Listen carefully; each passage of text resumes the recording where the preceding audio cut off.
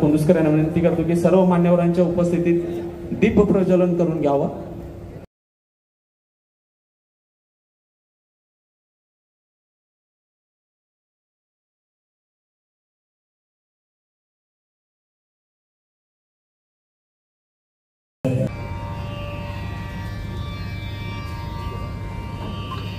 वंदे मातरम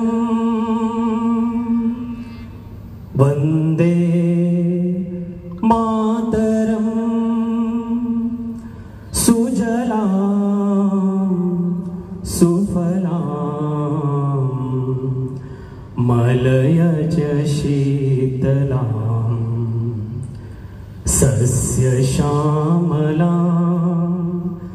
मातरम वंदे मातरम शुभ्रज्योत्स्ना पुलकितयामिनीं फुल्लकुसुमित द्रुमदलशोभिनीं सुहासिनीं सुमधुरभाषिणीं सुखदां वरदां मातरं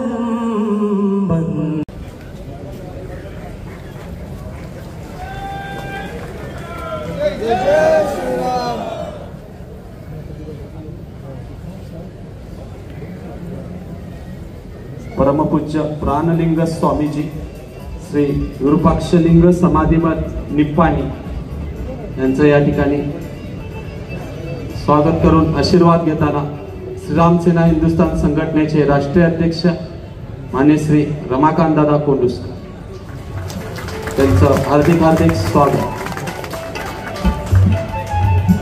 धन्यवाद. यानंतर या कार्यक्रमाचे अध्यक्ष नामवंत वकील मान्य श्री श्याम सुंदर पत्तार सर यांचं स्वागत करण्यासाठी मी व्यासपीठावर आमंत्रित करतो. श्रीराम सेना हिंदुस्थान संघटनेचे महानगर अध्यक्ष श्री श्रीकांत कुर्याळकर तसंच श्रीराम सेना हिंदुस्थान संघटनेचे तालुका प्रमुख युवा नेतृत्व श्री भरत पाटील यांना जोरदार टाळ्या झाल्या पाहिजे.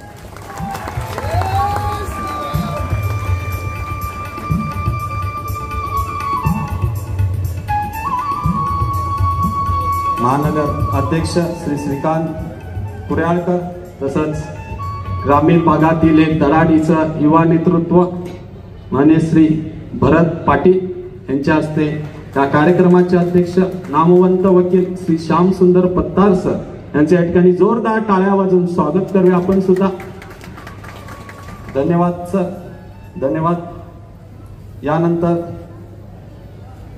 शिवव्याख्याते शिवसेनेचे नेते शिवप्रेमींचा हवावासा वाटणारा वक्ता महाराष्ट्राचा बुलंद आवाज प्रत्येक शिवप्रेमींच्या मनामध्ये शिवज्योत पेटवणारे स्वाभिमानानं कसं जगता येईल लाचारी कशी सोडून स्वाभिमानानं कसं जगता येईल हे सांगणारे हे धगधगतं अग्निकुंडच म्हणावं लागेल असे शिवव्याख्याते श्री नितीन बानुगुडे पाटील सर यांचं स्वागत मान्य श्री रमाकांत दादा कोंडुस्कर यांनी करावं असं आम्ही त्यांना विनंती करतो.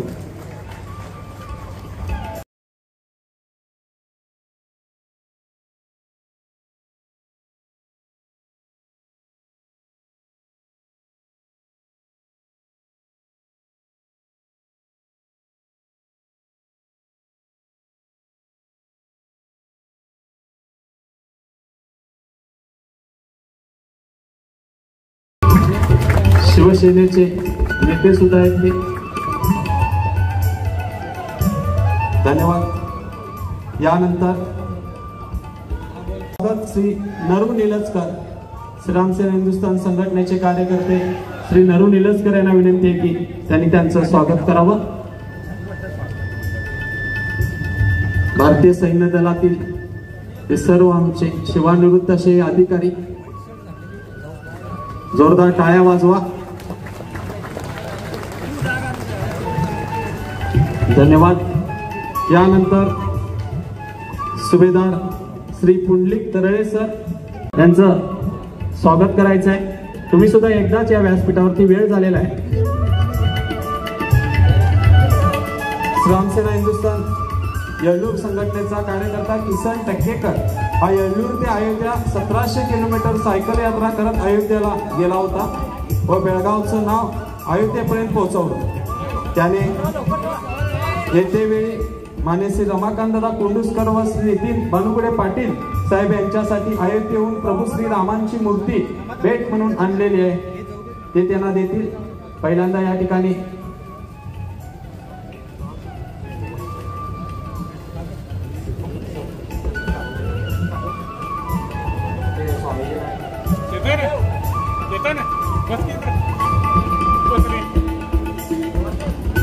शिवसेनेचे बेळगाव जिल्हा व युवा सेना सीमाभाग उद्धव बाळासाहेब ठाकरे, उपशहर प्रमुख प्रकाश राऊत, संघटक तानाजी पावशे व शिवसेनेचे व युवा सेनेचे सर्व पदाधिकारी उपस्थित आहेत.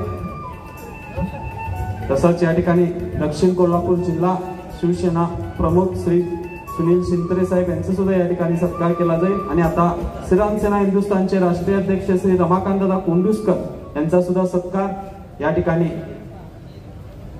शिवसेनेच्या व युवा सेनेच्या कार्यकर्त्यांनी केलेला आहे.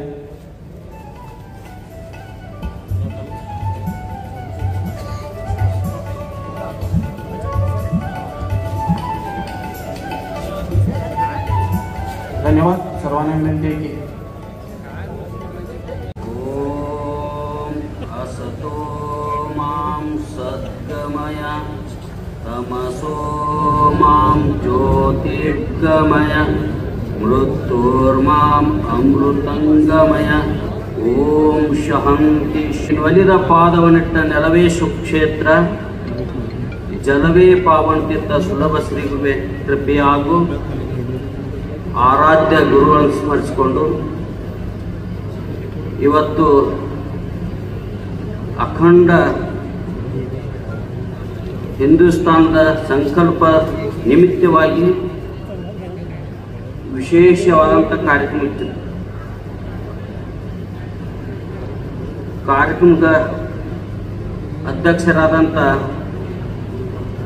ರಮಾಕಾಂತ್ ದಾದಾ ಅವರಿಗೆ ನನ್ನ ಅನಂತ ಪ್ರಣಾಮಗಳು ಸಲ್ಲಿಸಿ, ಇವತ್ತು ತಾವೆಲ್ಲ 10,000 ಜನರ ಸಂಖ್ಯೆ ಕೂಡಿ ನಿತಿನ್ ದಾದಾಂದ ವ್ಯಾಖ್ಯಾನ ಕೇಳಕ್ಕೆ ಬಂದಂಥ ನಿತಿನ್ ದಾದಾಗೂ ನಾನು ಅನಂತ ಪ್ರಣಾಮಗಳು ಸಲ್ಲಿಸಿ, ವೇದಿಕೆ ಮೇಲೆ ಆದಂಥ ಎಲ್ಲರಲ್ಲಿ ಗಣ್ಯಮಾನ್ಯರಲ್ಲಿ ಅನಂತ ಪ್ರಣಾಮಗಳು ಸಲ್ಲಿಸಿ ತಮ್ಮೆಲ್ಲರಲ್ಲಿ ಸರ್ವ ಶರಣಾರ್ಥಿ.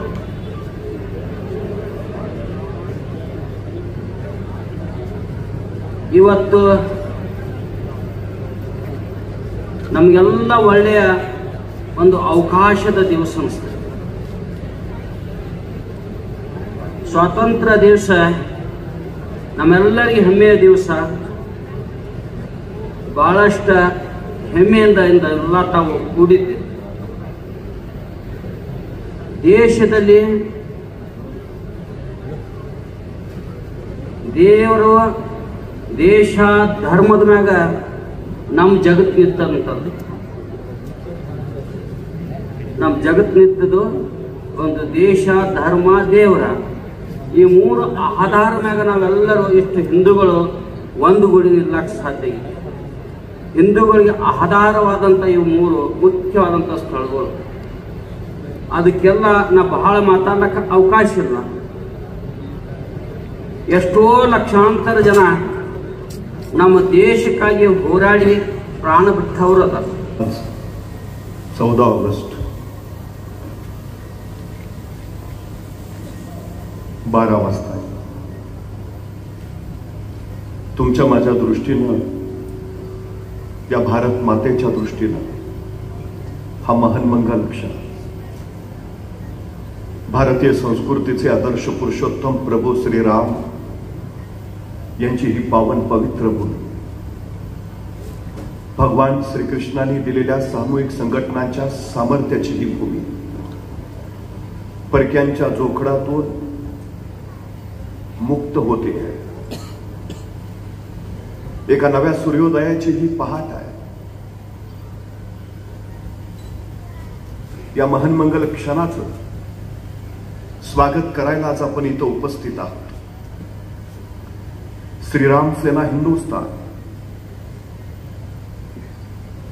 यांच्या वतीने आयोजित केलेला आजचा हा कार्यक्रम आदरणीय रमाकांतजी कोंडुस्कर,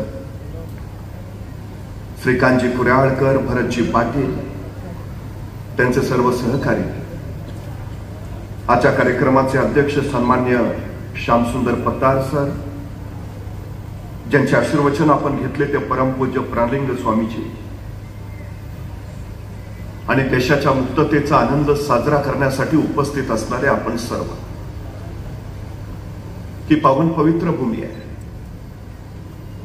दक्षिण दिग्विजय करून छत्रपती शिवाजी महाराज परत निघाले. येता येता कर्नाटकात आले. कर्नाटकात बेलवाडी नावाचं एक ठाणं आहे. राणी मल्लम्मा तथा सावित्रीबाई देसाई नावाच्या राणी तिथं राज्य करीत होत्या. आमचा सखोजी नावाचा सरदार, त्याला असं वाटलं की सगळं जिंकत निघालोच आहे, तर हे बेलवाडीचं ठाणंही जिंकावं. कुणी सावित्रीबाई देसाई म्हणून आहे सहज पराभूत करता येतील. आणि सखोजींनी काय मोजकं सैन्य घेतलं आणि त्या बेलवाडीच्या ठाण्यावर हल्ला चढवला. पण बाई मोठ्या चिवट आणि जिद्दीच्या त्यांनी सखोजींचा सपशेल पराभव केला. सावित्रीबाईने आपला पराभव केलाय हे जर महाराजांना कळलं तर सखोजींनी प्रचंड सैन्य उभा केलं, पुन्हा बेलवाडीच्या ठाण्यावर हल्ला चढवला. पण यावेळी मात्र सावित्रीबाईंचा पराभव झाला. विजयाच्या उन्मादात सखोजींनी सावित्रीबाईंना कैद केलं. महाराजांच्या सामने चला. कैद झालेल्या सावित्रीबाई निघाल्या, पण अचानक थबकल्या, घरदिशेमागं वळाल्या. स्वतःचं तानं बाळ त्याने आपल्या सोबत घेतलं आणि म्हणाल्या, आता चला. तानं बाळ घेतलेल्या कैदी सावित्रीबाई महाराजांच्या समोर उभा राहिल्या. त्यांना माहिती आहे आपण कैदी आहोत, आपण पराभूत आहोत. हे राजे आता आपल्याला शिक्षा सुनावणार, सजा फरमावणार. पण महाराजांनी काही शिक्षा सुनावण्या अगोदरच सावित्रीबाई सरदिशी पुढे झाल्या आणि स्वतःच्या हातातलं तानं बाळ त्यांनी महाराजांच्या मांडीवर ठेवलं आणि त्या महाराजांना म्हणाल्या, मी तुमची कैदी आहे, मी तुमची आरोपी आहे, पण या सगळ्या प्रकारात माझ्या या तान्या बाळाचा काही दोष नाही. त्याला कोशिश नको. काही शिक्षा असेल तर ती मला द्या. महाराजांनी आपल्या मांडीवरच्या त्या तान्या बाळाकडे बघत मंद स्मित केला. चिटणीसाला इशारा झाली. चिटणीस दुधाची वाटी घेऊन आला आणि आपल्या मांडीवर असलेल्या त्या तान्या बाळाला महाराजांनी चमच्याने दूध पाजलं. आणि दूध पाजून झाल्यावर महाराज त्या तान्या बाळाकडे बघत सावित्रीबाईंना म्हणाले, हा आमच्या मांडीवर जो आहे ना तो आमचा भाचा आहे, हा आमचा भाचा आहे. म्हणजे तुम्ही आमच्या बहीण झाला. मग कुठला भाऊ बहिणीला शिक्षा देतो, कुठला भाऊ बहिणीला सजा फरमावतो? सखोजी यांचं राज्य यांना परत द्याच, पण आमच्या बहीण म्हणून आमच्याकडून चोळी बांगडीसाठी यांना नवराज्य जोडून द्या. आणि हा आमचा भाचा, त्याच्या दूधभाताची व्यवस्था करा. त्या सावित्रीबाईंना काही कळेना. कैसा राजा, कैसा राजा, ऐसा राजा होणे नाही. अरे मला शिक्षा करणं राहिलं बाजूला, माझं राज्य ताब्यात घेणं राहिलं बाजूला. हा राजा माझं राज्य तर मला परत देतोच, पण आपली मला बहीण मानतो. चोळी बांगडीसाठी मला नवं राज्य जोडून देतो. माझ्या मुलाला आपला भाचा मानतो, त्याच्या दूध भाताची व्यवस्था करतो. धन्य ऐसा राजा होणे नाही. या राजांची ही कीर्ती चिरंतन राहायला हवी. म्हणून या सावित्रीबाई देसाईंनी या प्रसंगाची 3 दगडी शिल्प तयार केली. महाराज बसले, त्यांच्या मांडीवर ते तानं बाळ आहे. महाराज त्याला चमच्यानी दूध पाजतायत आणि शेजारी सावित्रीबाई देसाई उभा आहे. अशी ती दगडी शिल्प. इथंच यादवाड नावाचं एक गाव आहे. त्या यादवाड गावात मारुतीचं मंदिर आहे आणि त्या मारुतीच्या मंदिरात सावित्रीबाई देसाईंनी कोरलेलं महाराजांचं हे दगडी शिल्प आहे. महाराजांच्या हयातीत महाराजांचं उभारलं गेलेलं पहिलं मंदिर या भूमीत आहे.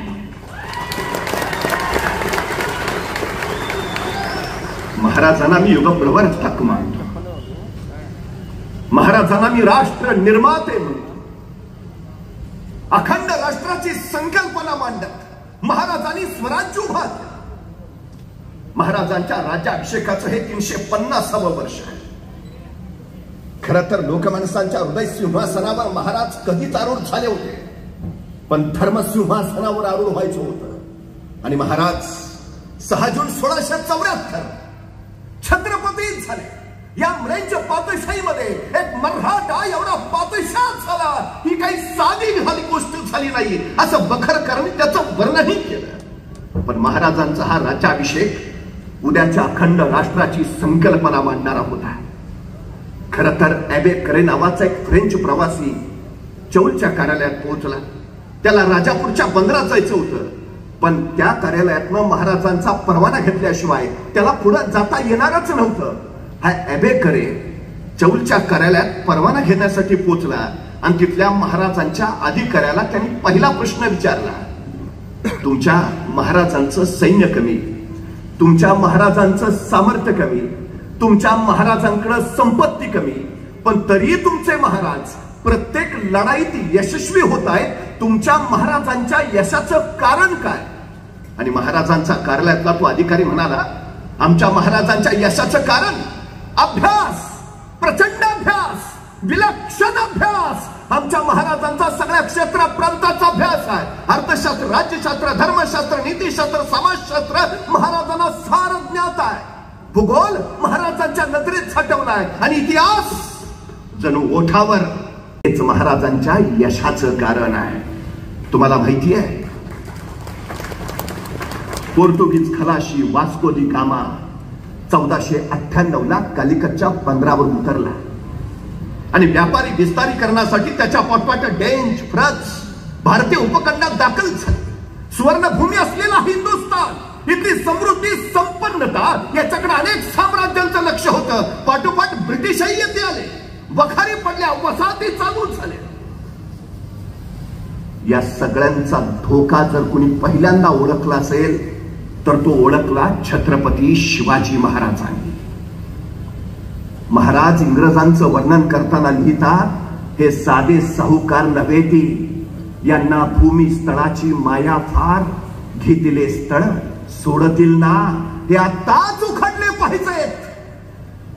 महाराजांची दूरदृष्टी किती प्रचंड होती, किती अफाट होती याचं हे उत्तम उदाहरण आहे. पुढे त्याच इंग्रजांनी इथं 150 वर्ष राज्य केलं. कशाच्या जोरावर? या देशामध्ये पहिले इंग्रज किती आले माहितीये? 179, फक्त 179. त्याच्यानंतर 1000 आले, त्याच्यानंतर 10,000 आले, त्याच्यानंतर त्यांची संख्या 1,00,000 झाली आणि 1,00,000 इंग्रजांनी 30 कोटी लोकसंख्या असणाऱ्या या भारतावर 150 वर्ष राज्य केलं. 1,30 कोटींवर राज्य करत आहेत. कशाच्या जोरावर? अभ्यास. पहिले जे 179 आले ना, त्यांनी हिंदुस्थानचा अभ्यास केला आणि त्यांच्या लक्षात आलं या देशावर राज्य करणं सोपं आहे, सोपं आहे, सोपं आहे. कारण एक इंग्रज लिहितो, मी सगळा भारत फिरलो. या भारतामध्ये मला मराठी माणूस दिसला, गुजराती माणूस भेटला, तामिळ माणूसही भेटला, कानडी माणूस भेटला, पण अख्ख्या भारतात मला एकही भारतीय भेटला नाही. या देशावर आपल्याला राज्य करता येईल. जेवढा तुमचा आमचा आपल्या देशाबद्दल अभ्यास नाही ना, तेवढा इंग्रजांचा अभ्यास आहे. त्या अभ्यासाच्या बळावर त्यांनी इथं 150 वर्ष राज्य केलं. हा अभ्यास महाराजांकडे होता आणि म्हणून महाराजांना इंग्रजांचा धोका पहिल्यांदा लक्षात आला. या ॲबे करेन महाराजांच्या चौलच्या कार्यालयातल्या अधिकाऱ्याला दुसरा प्रश्न विचारला, पण तुमच्या महाराजांचं स्वप्न काय आहे? तुमच्या महाराजांचं ध्येय काय आहे? तुमच्या महाराजांची महत्वाकांक्षा काय आहे? आणि महाराजांचा अधिकारी म्हणाला, आमच्या महाराजांचं ध्येय, आमच्या महाराजांचं स्वप्न, आमच्या महाराजांची महत्वाकांक्षा अहत तंजावर ते तहत पेशावर, सिंधू नदीपासून बंगालचा उपसागर अखंड साम्राज्य उभा करायचं आणि या साम्राज्यावर भगवा डौलाने फडकावत ठेवायचा, हे आमच्या महाराजांचं ध्येय आहे. काय ध्येय महाराजांचं? काय स्वप्न? अखंड हिंदुस्थान, अहद तंजावर ते देशावर सिंधू नदीच्या पासून ते कावेरीच्या तटापर्यंत अखंड साम्राज्य उभा करायचं. हा राज्याभिषेक त्या दिशेनं टाकलेलं समर्थ आणि सामर्थ्यशाली पाऊल होतं. महाराज युगप्रवर्तक, साधन संपत्ती सामर्थ्य नसतानाही महाराजांनी शून्यातून राज्य उभा केलं. शून्यातून. आणि 179 इंग्रज इथं आले आणि त्यांनी ही शून्यातूनच हा देश ताब्यात घेतला. अभ्यास अभ्यास खरं तर सगळ्यात महत्वाची गोष्ट आहे. इंग्रज वसाहतवादी व्यापारी त्यांच्या धोरणाला विरोध म्हणून आणि त्यांच्या जाचक कायद्यांना विरोध म्हणून 1857 साली भारतीयांचा त्यांच्या विरोधातला पहिला उठाव झाला. नानासाहेब पेशवे, तात्या टोपे, राणी लक्ष्मीबाई, बहादूरशाह जफर या सगळ्या मंडळींनी उठाव केला. दुर्दैवानं हा उठाव अयशस्वी झाला. पण ईस्ट इंडिया कंपनीकडे असणारा भारताचा अंमल 1857च्या उठावानंतर संपला आणि ब्रिटिश राणी तिच्या ताब्यात हा देश गेला.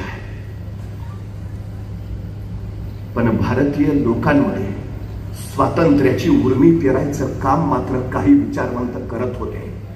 त्यात एक होते रवींद्रनाथ टागोर, स्वामी विवेकानंद, अरविंद घोष, लोकमान्य टिळक, स्वातंत्र्यवीर सावरकर, सय्यद अहमद खान अशी कितीतरी माणसं इथल्या माणसांमध्ये स्वातंत्र्याची उर्मी पेरत होती, स्वातंत्र्याची प्रेरणा पेरत होती. पण त्याच वेळी लॉर्ड कर्झनचं विलक्षण गोष्ट केली. फोडा आणि राज्य करा. बंगाल प्रांताची फाळणी केली. पश्चिम बंगाल वेगळा केला. पूर्व बंगाल आसाम एकत्र. म्हणजे पूर्वीचा बंगाल प्रांत म्हणजे काय? पश्चिम बंगाल, बांगलादेश, बिहार, ओरिसा कर्जंना तुकडे करून टाकले आणि भारतीय जनतेमध्ये प्रचंड संताप उसळला. वंगभंगाची चळवळ बंगालमध्ये इथून सुरू झाली.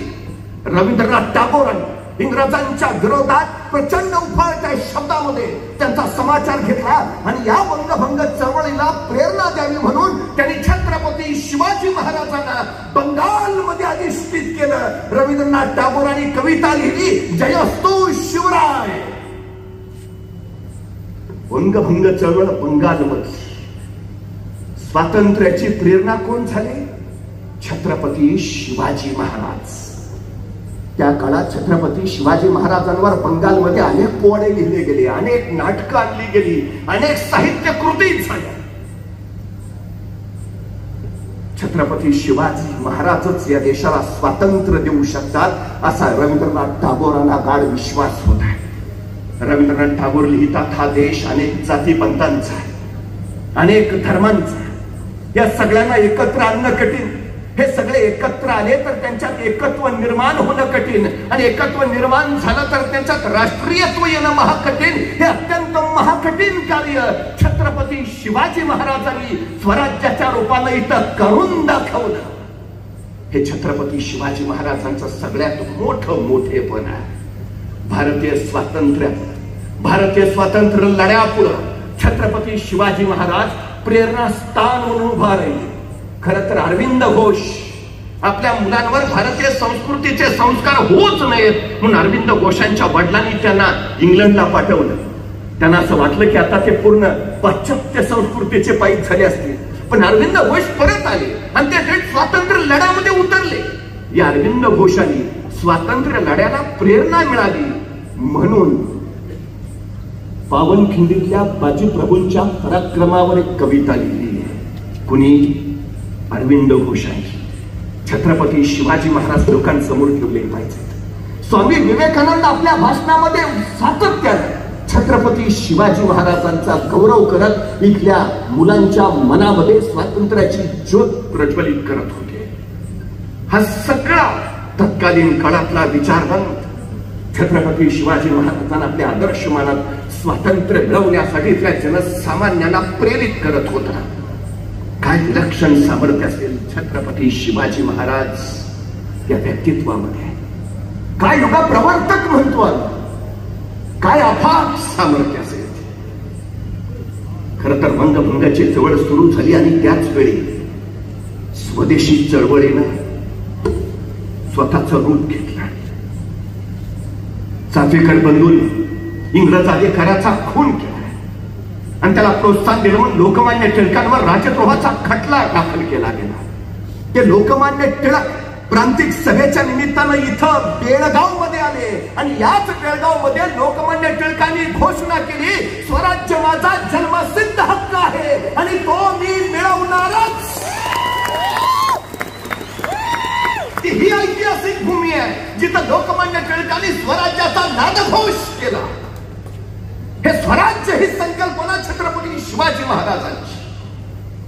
या वाक्यावर सुद्धा इंग्रजांनी लोकमान्य टिळकांवर राजद्रोहाचा खटला दाखल केला. पण सरकारी नोकरांच्या विरोधात बोलणं किंवा स्वराज्याची मागणी करणं हा गुन्हा नव्हे हे न्यायासनानं सांगितलं. आणि मग लोकमान्य टिळकांनी जणू स्वराज्याची मोहीमच उघडली, स्वदेशीचा नारा दिला. खरं तर स्वदेशीचा प्रचार आणि प्रसार ही प्रेरणा सुद्धा छत्रपती शिवाजी महाराजांकडून आली. शिवाजी महाराजांनी स्वराज्य उभा केलं, पण महाराजांच्या लक्षात आलं राज्य उभा करणं सोपं आहे, पण ते चिरंतन ठेवणं तितकंच महाकठीण. या भूमीमध्ये राज्य नव्हती असं नाही. विजयनगरचं हिंदू साम्राज्य होतं पण उद्ध्वस्त झालं. देवगिरीचं राज्य होतं, उद्ध्वस्त झालं. आपलं स्वराज्य असंच नाही, हे स्वराज्य चिरंतन राहिलं पाहिजे. पण महाराजांनी पहिला विचार केला, स्वराज्याला धोका कुठून? आणि महाराजांच्या लक्षात आलं स्वराज्याला धोका जमिनीवरनं नाही, स्वराज्याला धोका समुद्रावरनं आहे. 350 वर्षापूर्वी महाराजांनी सांगितलं, परवा मुंबईवर 26/11चा दहशतवादी हल्ला झाला आणि मग आम्हाला कळालं महाराज म्हणत होते ते खरं होतं. इंग्रज कुठून आले? दर्यावरनं. पोर्तुगीज कुठून आले? दर्यावरनं. डच कुठून आले? दर्यावरनं. धोका यांचा आहे. या दर्यावर आपली बेपना हुकूमत असायला हवी. आणि म्हणूनच महाराजांनी पहिलं आरमार उभा केलं. सम्राट चंद्रगुप्तानंतर स्वतःचा आरमार उभा करणारे पहिले राजे म्हणून आम्हाला छत्रपती शिवाजी महाराजांचं नाव घ्यावं लागतं. आरमार उभा राहिले. पण जहाजं इंग्रजांकडनं घ्यावी लागायची, तोफा डचांकडनं घ्याव्या लागायचा, दारुगोळा पोर्तुगीजांकडनं घ्यावा लागायचा. महाराजांनी विचार केला, इंग्रज आज जहाजं देत आहेत, डच आज दारुगोळा देत आहेत, पोर्तुगीज आज तोफा देत आहेत, पण उद्या हे सगळं देणं यांनी बंदच केलं तर? आणि महाराजांच्या लक्षात आलं, जी माणसं दुसऱ्याच्या खांद्यावर उभा असतात ती केव्हाही ढासळतात. जी माणसं स्वतःच्या पायावर उभा असतात त्यांना कोसळण्याचा धोका नसतो. स्वराज्य स्वतःच्या पायावर उभा राहिला पाहिजे. आणि म्हणूनच महाराजांनी रत्नागिरी जिल्ह्यातल्या विजयदुर्गात जहाज बांधायचा कारखाना काढला, मुंबई जवळच्या कल्याणला आरमाराची गोदी काढली, पुणे जिल्ह्यातल्या मावळमध्ये तोफा ओतायचा सगळ्यात मोठा कारखाना काढला. स्वराज्यासाठी जे लागेल ते स्वराज्यातच निर्माण होईल. लोकमान्य टिळक आणि जी.आर.डी. टाटा त्यांनी त्याच स्वदेशीचा पुरस्कार केला. इंग्रजांचं राज्य या भूमीवरनं बाजूला फेकायचं असेल तर इंग्रजी वस्तूंवर बहिष्कार टाकला पाहिजे आणि भारतीय उद्योग चालू केले पाहिजे. स्वदेशी मालाचा पुरस्कार झाला पाहिजे आणि म्हणून स्वदेशीचा पुरस्कार इथं करण्यात आला. इंग्रजांना या भूमीवरनं हाकलून देणं याच्यासाठीचा हा पहिला टप्पा होता, स्वदेशीचा पुरस्कार. अशीच एक घटना घडली. मॅचेस्टरचा जॉन फ्रेजियर नावाचा कापडाचा व्यापारी, त्याच्या दुकानातून त्याचा परदेशी माल 15 कडे निघाला होता. ही माहिती क्रांतिकारकांना मिळाली. मुंबईमध्ये एक तानाजी पथक होतं आणि त्या तानाजी पथकाचा प्रमुख होता अवघ्या 22 वर्षाचा बाबू गेनू सैत. पूर्वी इंग्रजांनी त्याला तुरुंगात धाडलं होतं.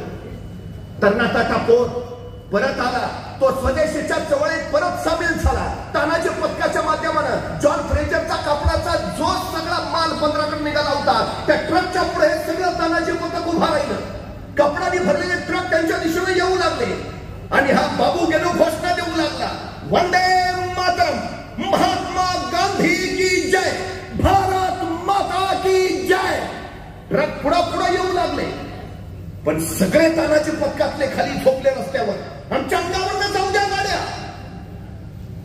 इंग्रज पोलीस आले, त्या पोरला तिथून उठवलं, झटकला बाजूला टाकलं. पण हा 22 वर्षाचा बाबू गाय एकटा त्या ट्रकच्या पुढे जाऊन उभा राहिला. बघता बघता ट्रक खाली आडवा झाला. माझ्या अंगावरनं ट्रक जाईल नाहीतर जाणार नाही. इंग्रज अधिकाऱ्यांना ट्रकच्या ड्रायव्हरला सांगितलं, गाडी चालू का, अंगावरनं घाल. पण ट्रकचा ड्रायव्हर भारतीय. तो म्हणाला, मी भारतीय आहे, हाही भारतीय आहे, म्हणजे आम्ही एकमेकांचे भाऊ झालो. मी माझ्या भावाचा खून कसा करू शकतो? आणि तो ट्रक ड्रायव्हर ट्रक मधनं सरळ खाली उतरला. इंग्रज अधिकारी रागा स्वतः ट्रक मध्ये चढला. 22 वर्षाचा पोर रस्त्यावर आडवा पडला होता. वंदे मातरमच्या घोषणा देत होता. स्वदेशीचा पुरस्कार करत होता. पण संतापाला फडफडलेला इंग्रज अधिकारी ट्रक मध्ये जाऊन बसला. त्यांनी ट्रक चालू केला आणि बघता बघता भयान वेगाने तो पुढे निघाला. खाली बाबूगेनं तसा स्थिर, एक शब्द हल्ला नाही, अजिबात सरकला नाही. बघता बघता ट्रक त्याच्या अंगावरनं गेला. रक्ताच्या चिळकांड्या उडाल्या. मेंदूचा चेता मेंदा झाला. पण हातातला तिरंगा फडकत राहिला. 22 वर्षाचा बाबू गेलो स्वदेशीच्या चळवळीतला स्वातंत्र्य लढ्याचा पहिला हुतात्मा ठरला. पहिला. ही प्रेरणा कुठून आली? देशासाठी प्राण समर्पित करायची ही कुठून आली? 22 वर्षाचं वय आहे अवघड. तो आयुष्य समोर आहे. मातृभूमीसाठी समर्पित करून टाकलं. ही प्रेरणा होती छत्रपती शिवाजी महाराजांची. ही प्रेरणा होती. खरं तर वंगभंगाच्या चळवळीनं व्यापक रूप घेतला. बाल, लाल, पाल या त्रयीने पूर्ण हिंदुस्थानवर स्वातंत्र्याचा उद्घोष सुरू केला. लाला लजपतराय, बाल म्हणजे बाळ गंगाधर टिळक आणि बिपिनचंद्र पाल. स्वातंत्र्याची चळवळ गतिमान झाली. पण ही चळवळ मवाळ राजकारण्यांच्या हातात होती. इंग्रजांच्या वसाहतवादी धोरणाला विरोध करावा आणि इथल्या भारतीय मुलांना नागरी प्रशासकीय सेवेमध्ये त्यांनी सामील करून घ्यावं यासाठी चालणाऱ्या हक्काची ही लढाई होती. पहिल्या महायुद्धामध्ये इंग्रजांच्या प्रभावाखाली आपल्यातले काही लोक त्यांच्या बाजूने लढले सुद्धा. पण पहिल्या महायुद्धात इंग्रजांच्या बाजूने लढून सुद्धा त्यांनी जालियनवाला बाग हत्याकांड घडवलं. डायरनं किड्या मुंग्यासारखी भारतीय माणसं मारली आणि समाज संतापून पेटून उठला. मावळ राजकारणाचा नाही, जहाल राजकारणाचा प्रयोग झाला पाहिजे. आणि मग सशस्त्र क्रांतीची सुरुवात. इंग्रजांनी रोलेक्ट ऍक्ट आणला. हा रोलेक्ट ऍक्ट म्हणजे कुणाला अमर्यादित कालावधीसाठी तुरुंगात डांबता येण्याचा अधिकार या ब्रिटिश सरकारला मिळाला होता. भारतीयांनी त्याच्या विरोधात संताप व्यक्त केला. तो संताप व्यक्त करण्यासाठीच जालियनवाला बागेत लोक जमले होते. जनरल डायरनं दरवाजे बंद करून कोंडलेल्या लोकांवर बेछूट गोळीबार, रक्ताचा सडा पडला. हा हा अन्याय. संतापून उठत राहिली लोक, पेटून उठत राहिली लोक. हे आता सहन होणे अजिबात. ज्याच्या स्वाभिमानाला ठोकर बसते तोच चौथाळून उठतो. तेच घडलं होतं राणी लक्ष्मीबाईंच्या बाबतीत. खरं तर इथली मनगटच नव्हे तर बांगड्या सुद्धा इंग्रजांच्या विरोधात लढायला बाहेर पडल्या होत्या. ज्या काळामध्ये स्त्रियांनी घराच्या उंबरठ्यावर बाहेर पडण्याला सुद्धा बंधनं होती, त्या काळात ही सगळी बंधनं झुगारून अनेक महिलांनी इंग्रजांना ललकारलं होतं. त्यातच एक महत्वाचं नाव येतं, कित्तूरच्या राणी चेन्नम्मा. खरं तर देसाई कुटुंबातल्या मल्हार सर्जा राजांबरोबर त्यांचं लग्न झालं. त्यांना एक मुलगा झाला. पण पती आणि मुलगा मरण पावले. राज्याला वारस हवा म्हणून त्यांनी शिवलिंगप्पाला दत्तक घेतला. पण इंग्रजांनी त्यांचं ते दत्तक विधान नाकारलं. त्यांच्या चिरंजीवाची सिंहासनावर सरळ हकालपट्टी केली आणि राणी चेन्नम्मा चौथाळून उठल्या. इंग्रजांच्या विरोधात त्यांनी बघता बघता ललकारी ठोकली. त्या डरकाळीने इंग्रज थरारले. घोड्यावर बसून स्वतः राणी चेन्नम्मा इंग्रजांच्या विरोधात झुंजू लागल्या. त्या शौर्याने, त्या पराक्रमाने इंग्रज घायकुतीला आले. उघड्या मैदानात राणी चेन्नम्माला पराभूत करणं कठीण. राणी चेन्नम्मानी स्वातंत्र्य लढ्याचं स्फुल्लिंग चेतवलं, पेटवलं, प्रेरणा दिली. सर्वसामान्य माणूस राणी चेन्नम्मांच्या सोबत उभा राहिला, पण ज्यांना रणात पराभूत करता येत नाही त्यांना इंग्रजांनी फितुरांच्या मार्फत कैद करण्याचे डाव असंख्य आणि तुमच्या माझ्या मातेला सगळ्यात मोठा शाप आहे तो या फितुरीचा आहे.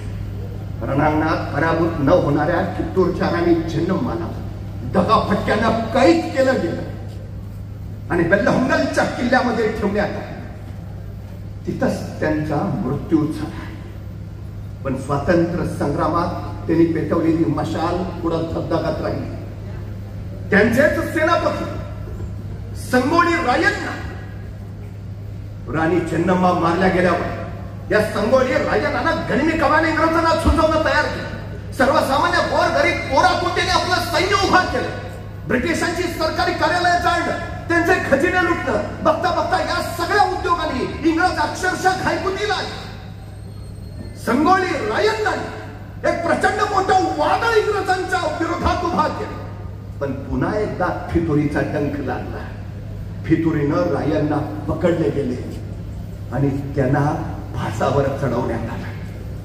फासावर जाताना रायण्णाचा शेवटचा शब्द होता, मी फिरून पुन्हा जन्माला येईन.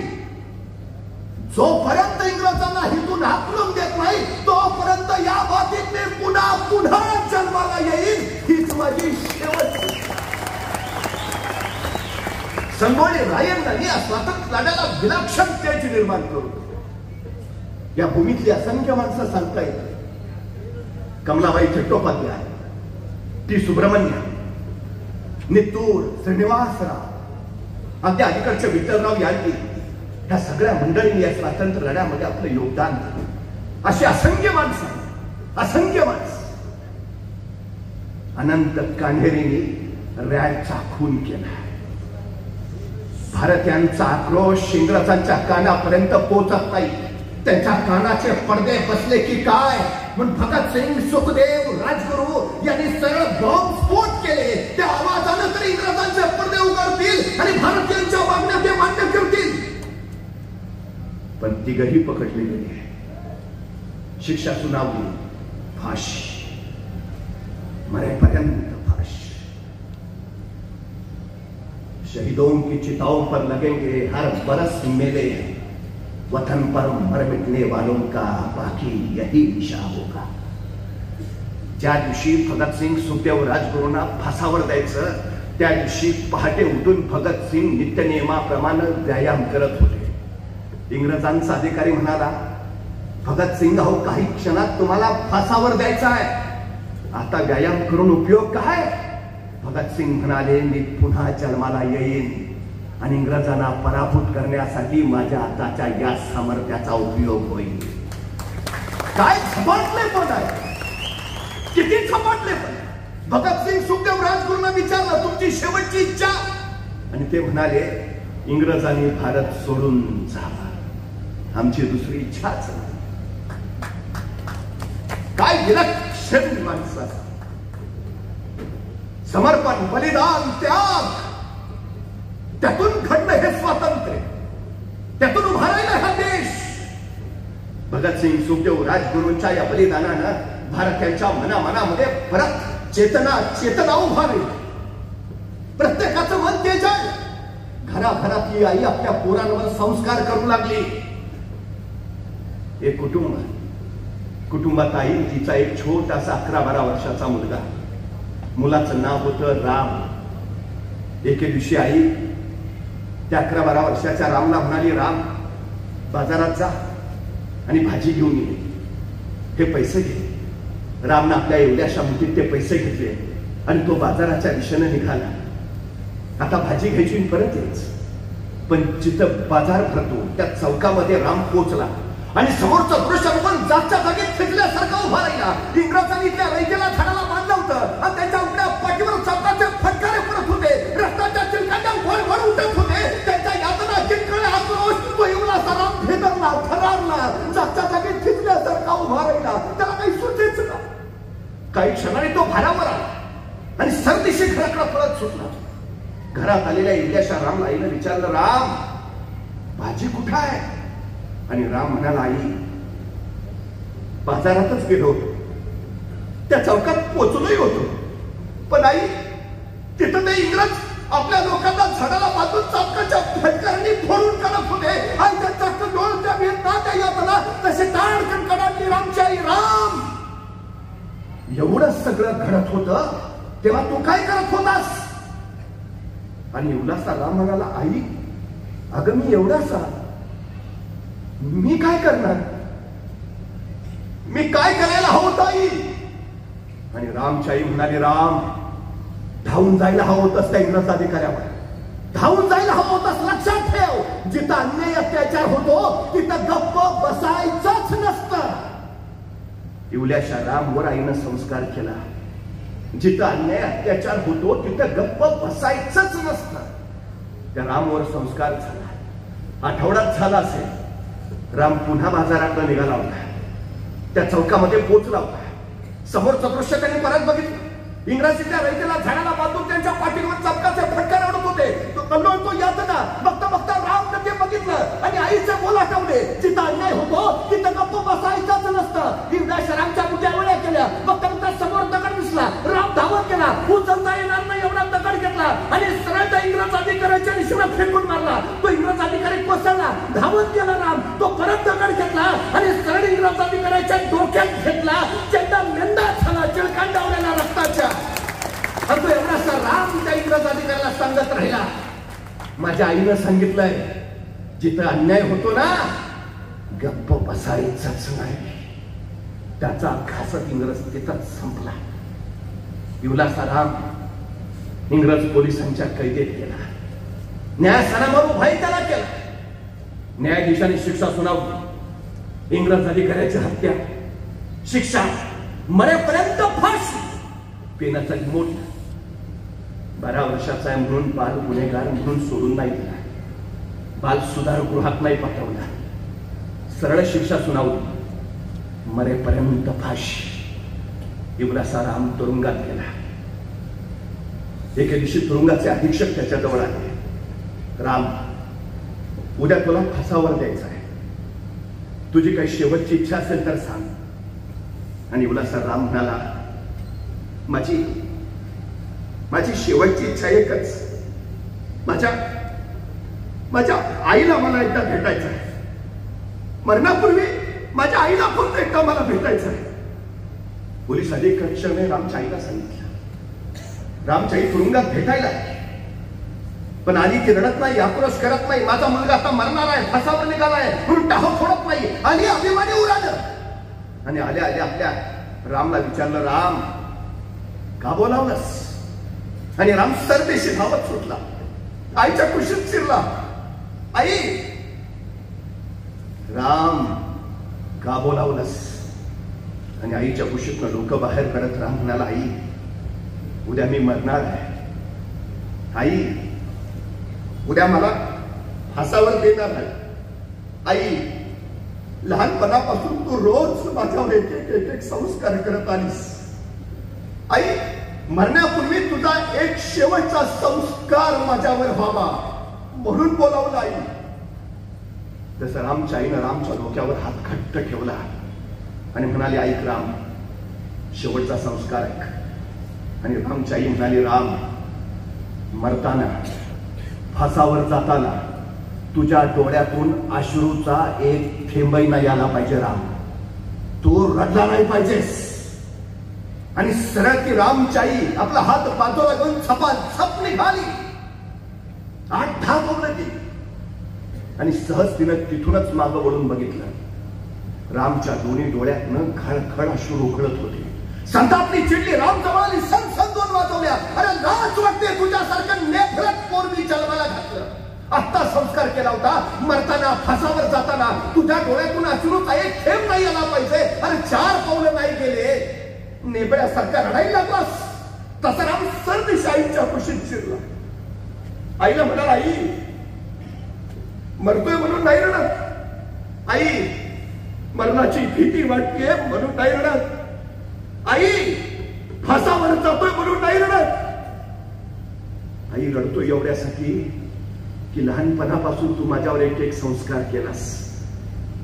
आई, मेल्यानंतर मी पुन्हा जन्माला यावं आणि तूच माझी आई व्हावं. आई, तुझ्या आठवणीनं डोळ्यात पाणी आलं, तुझ्या आठवणी. मरणाची भीती वाटते म्हणून नाही आई. इतर आया त्यांच्या पोरांवर जगण्याचे संस्कार करतात. मला त्या परमेश्वरानं अशी आई दिलीये जी माझ्यावर मातीसाठी मरण्याचे संस्कार करते. धन्य आहे मी आई. आई, येशील ना पुढच्या जन्मी माझ्या आई म्हणून? आणि रामच्या आईनं रामला कुशीत टकवला. धन्य झालीस, तुझ्यासारखं पोर या कुशीत जन्माला. ती प्रेरणा होती मातीसाठी, मातृभूमीसाठी समर्पण देण्याची. जी माती जगवते, जी माती उभा करते, जी माती आयुष्यभर आधार बनते, ती तुमची माता. ती तुम्हाला पोसते, मोठं करते. तिच्यासाठी तुम्ही समर्पण द्यायला हवं या संस्काराची. अशी असंख्य माणसं आहेत, असंख्य माणसं. इंग्रजांच्या वाढत्या जुलमाच्या विरोधात आणि अत्याचाराच्या विरोधात सर्वसामान्य माणसांच्या मध्ये ही स्वातंत्र्याची लाट उभा राहिली. महात्मा गांधींनी अहिंसेचं तत्व स्वीकार, अहिंसेच्या तत्वानुसार सविनय कायदेभंगाची चळवळ इथं चालू झाली.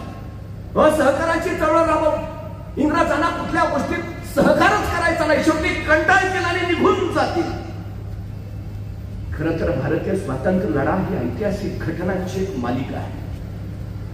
ही फक्त राजकीय स्वातंत्र्याची लढाई नाही, ही सामाजिक स्वातंत्र्याची, आर्थिक स्वातंत्र्याची आणि सांस्कृतिक स्वातंत्र्याची लढाई आहे. खरं तर राज्यव्यवस्थेच्या पायाशी नैतिक मूल्यांचा आधार असावा लागतो.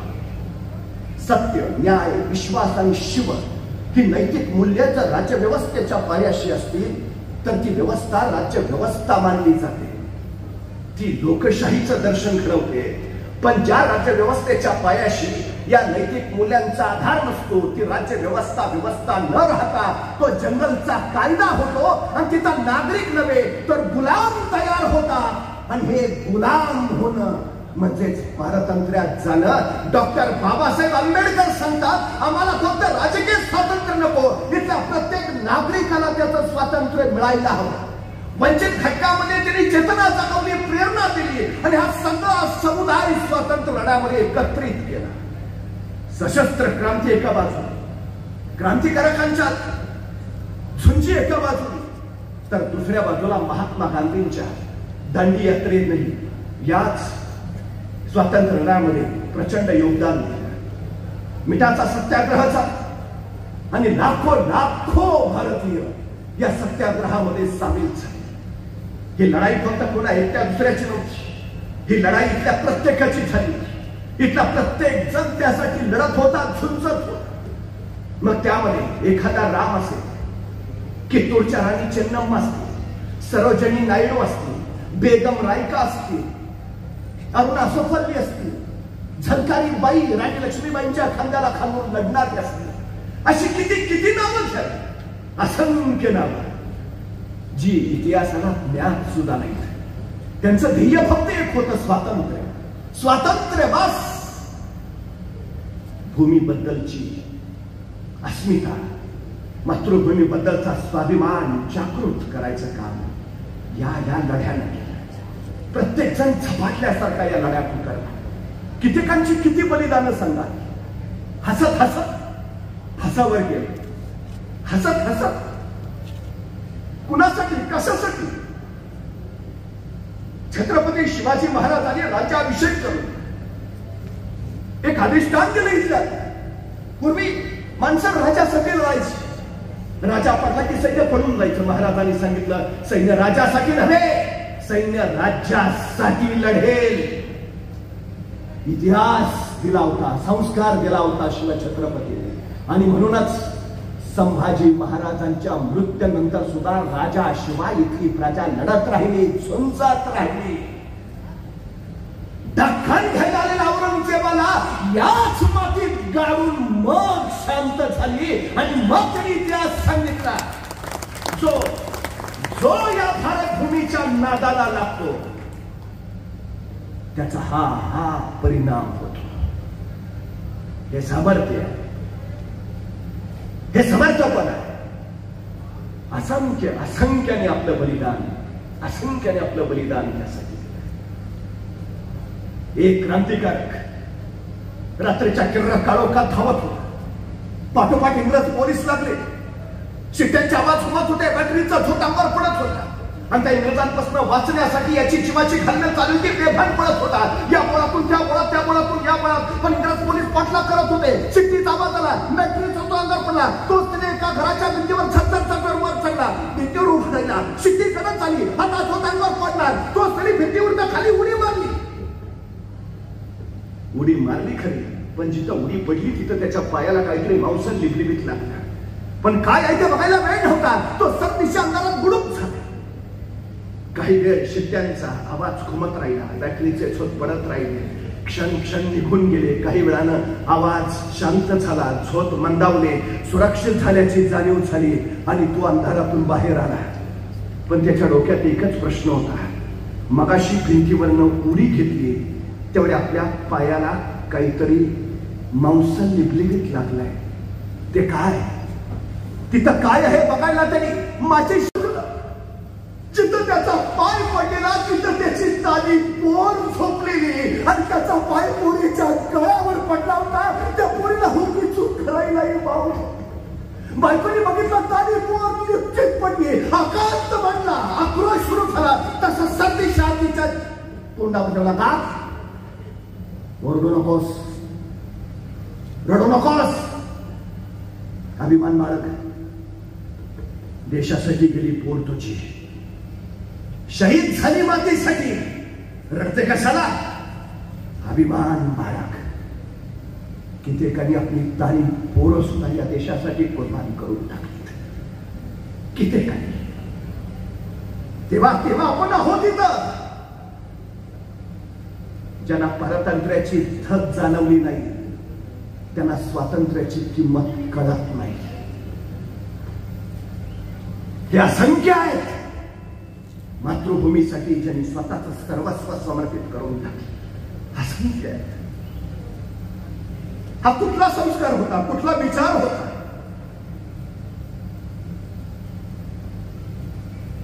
भारतीय स्वातंत्र्य दिन आम्ही साजरा करतो आहोत. आनंदाचा महानमंगल क्षण. पण त्यापैकी कित्येक जणांनी आपले आयुष्य समर्पित केले. कित्येक जणांनी आपल्या कुर्बानी दिल्यात. कित्येक जणांनी. आजचा दिवस त्यांच्या बलिदानाची, त्यांच्या समर्पणाची साक्ष आहे. खरं तर 1920 पासून स्वातंत्र्याची लढाई आणखी तीव्र झाली.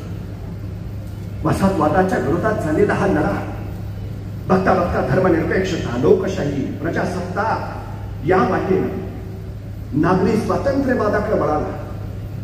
आर्थिक विकासाला पूरक ठरेल असा हा लढा झाला. आणि 1930 नंतर समाजवाद्याचा एक प्रवृत्ती विचार घेऊन हा लढा अधिकाधिक गतिमान होत गेला. संघर्ष प्रचंड वाढला. 1942 ला छोडो भारतची तुतारी फुंकली गेली. चले जाओचा नारा घुमला. आणि बघता बघता चोहो दिशांनी, चोहो वाटेनी, चोहो चोहो प्रांती एकच जय घोष निनादला. भारत माता की जय, वंदे मातरम, इन्कलाब जिंदाबाद, छोडो भारत. भारतीयांचा तो महापूर, भारतीयांचा तो संघर्ष इंग्रजांना दडपता आला, अजिबातच दडपता आला. अखेर जून 1947 लॉर्ड माउंटबॅटननं फाळणीची घोषणा केली.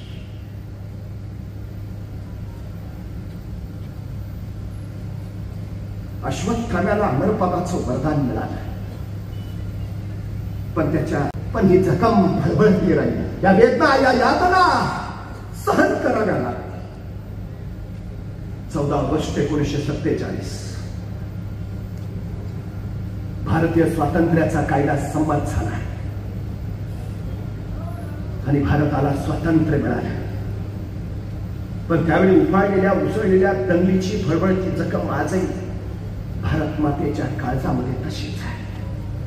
हा देश स्वतंत्र झाला. स्वतंत्र भारताचे आम्ही नागरिक झालो. परक्यांच्या जोपडातून भारत मुक्त झाला. 150 वर्ष चाललेला हा संघर्ष होता.